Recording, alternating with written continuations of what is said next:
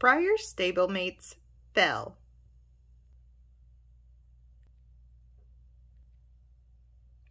By Elizabeth Mills and illustrated by Jacqueline Rogers. Chapter 1. The Big City. Emmy Johnson lived in a tall apartment building in a big city. She used to live in the country. The country was slow and quiet. The city was busy and loud. Emmy missed the country. Emmy also missed riding. In the country, she had a horse of her own. Her horse's name was Dancer, but her parents had to give Dancer away when they moved to the city.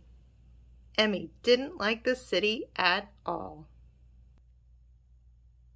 One December day, Emmy and her parents were in a big park.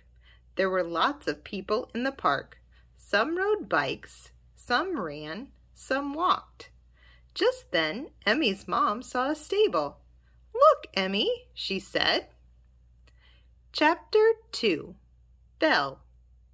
The stable was called Central Stable.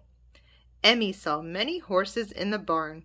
Some were big, some were small, some were brown, some were black, some were gray, and some were golden.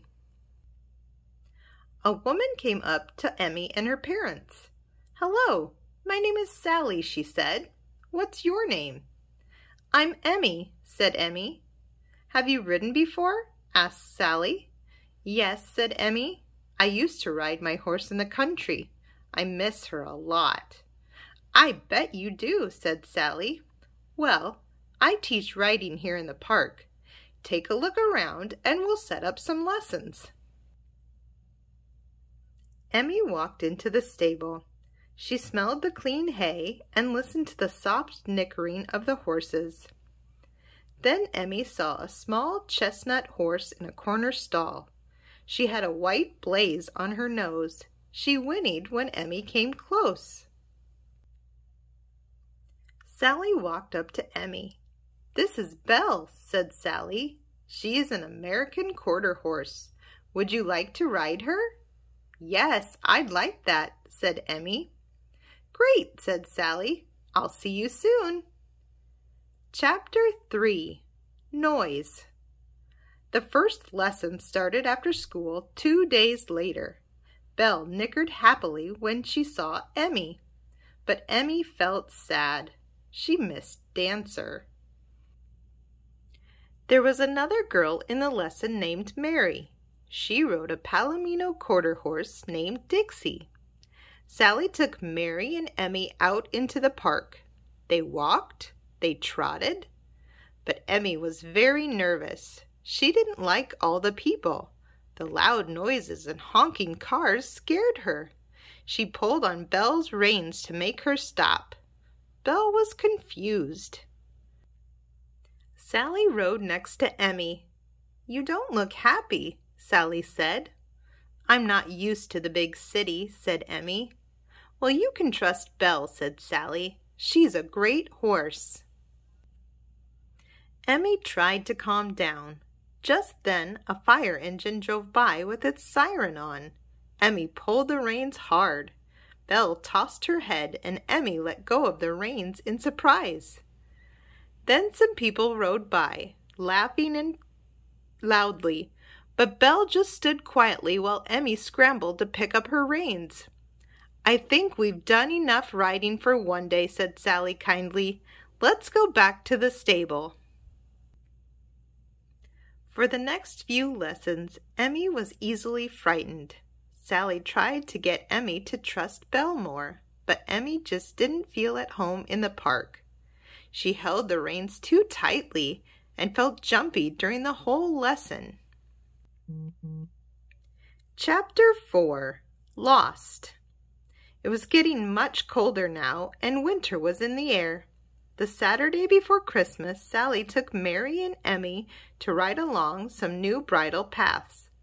There were lots of trees and almost no cars. It was quiet and still. "Let's ride here for a bit," Sally said.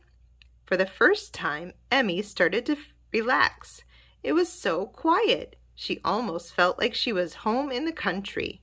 She remembered how nice it was to ride, and she stroked Belle's neck. Then a car honked its horn.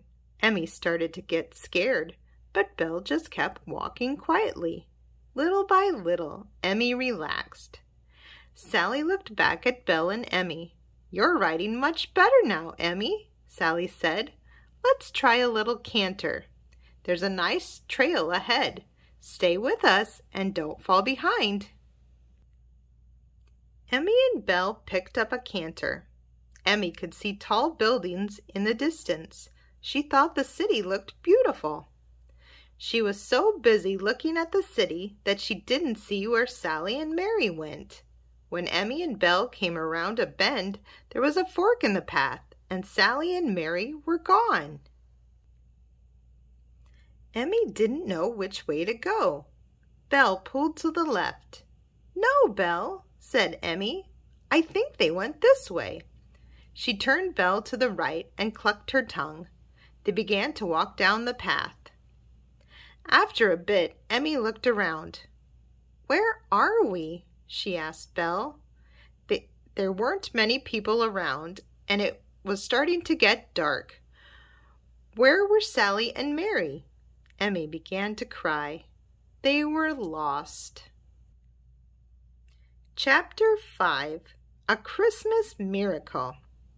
Then Emmy realized Belle was turning around. "Do you know the way?" she asked Belle. Belle walked slowly back through the woods. She seemed to know where she was going.